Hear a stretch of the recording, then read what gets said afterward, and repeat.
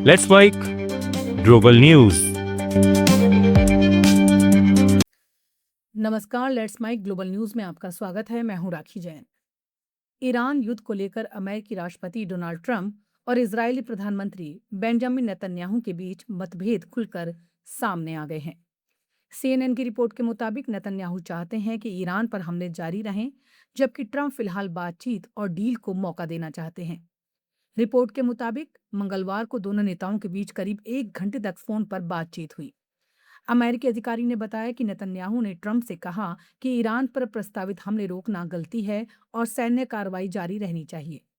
CNN के मुताबिक Trump ने रविवार को नेतन्याहू को बताया था कि अमेरिका ईरान पर नए टारगेटेड हमले की तैयारी कर रहा है।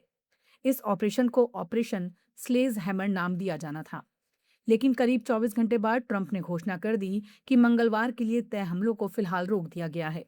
ट्रंप ने कहा कि कतर, सऊदी अरब और यूएई जैसे खाड़ी देशों की अपील पर यह फैसला लिया गया। इजरायल ने दक्षिण लेबनान के कई इलाकों में ड्रोन हमले और आर्टिलरी शेलिंग की है। लेबनान की नेशनल न्यूज एजेंसी के मुताबिक टायर जिले में तोरा और जनाता कस्बों को जोड़ने वाली सड़क को निशाना बनाया गया। रिपोर्ट के अनुसार इजरायली सेना ने मरजायोन जिले के काबखरी का कस्बे पर भी तोपों से गोलीबारी की। इससे सीमावर्ती इलाकों में तनाव बढ़ गया है। इजरायली ड्रोन ने टायर के दक्षिण में स्थित अल हनिये कस्बे में किसानों के पास साउंड बम भी गिराए। उनका इस्तेमाल तेज धमाके और दहशत फैलाने के लिए किया जाता है। हालांकि अब तक किसी के घायल या मारे जाने की सूचना नहीं है। संयुक्त राष्ट्र सुरक्षा परिषद में भारत ने पाकिस्तान पर तीखा हमला बोला। पाकिस्तान द्वारा जम्मू कश्मीर मुद्दा उठाने पर भारत ने कहा कि नरसंहार का इतिहास रखने वाला देश भारत के आंतरिक मामलों पर भाषण दे रहा है। यूएनएससी में सशस्त्र संघर्षों में नागरिकों की सुरक्षा पर आयोजित बहस के दौरान पाकिस्तान ने जम्मू कश्मीर का मुद्दा उठाया। इसके जवाब में भारत के स्थायी प्रतिनिधि हरीश पर्वतनेनी ने पाकिस्तान पर कड़ा पलटवार किया। पर्वतनेनी ने कहा कि पाकिस्तान का रिकॉर्ड दिखाता है कि वो अपनी आंतरिक विफलताओं को छिपाने के लिए हिंसा और आक्रामकता का सहारा लेता रहा है। भारत ने अफगानिस्तान में पाकिस्तान की सैन्य कार्रवाई का भी जिक्र किया। पर्वतनैनी ने कहा कि इस साल रमजान के दौरान पाकिस्तान ने काबुल के ओमिद एडिक्शन ट्रीटमेंट अस्पताल पर बर्बर हवाई हमला किया था।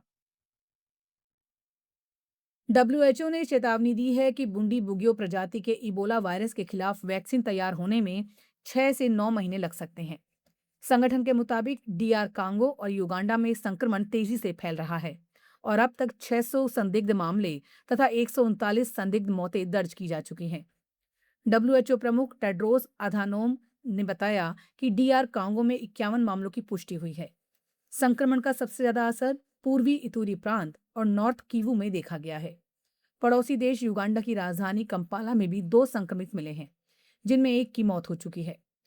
डब्ल्यूएचओ ने इस प्रकोप को अंतर्राष्ट्रीय सार्वजनिक स्वास्थ्य आपातकाल घोषित किया है, लेकिन कहा कि स्थिति अभी महामारी स्तर तक नहीं पहुंची है।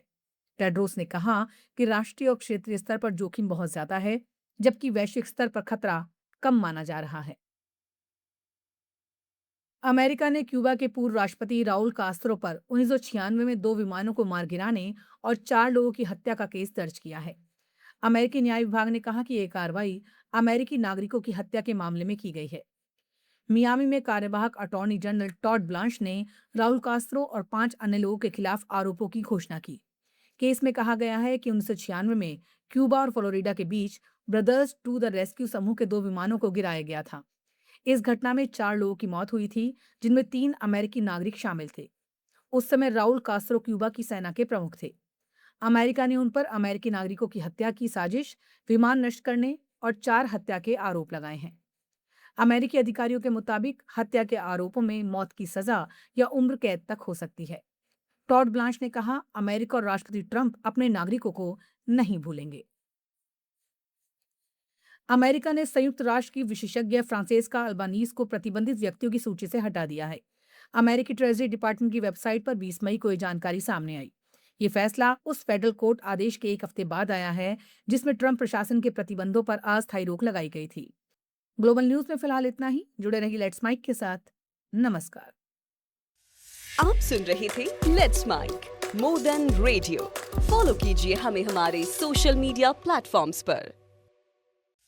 आप सुन रहे थे लेट्स माइक।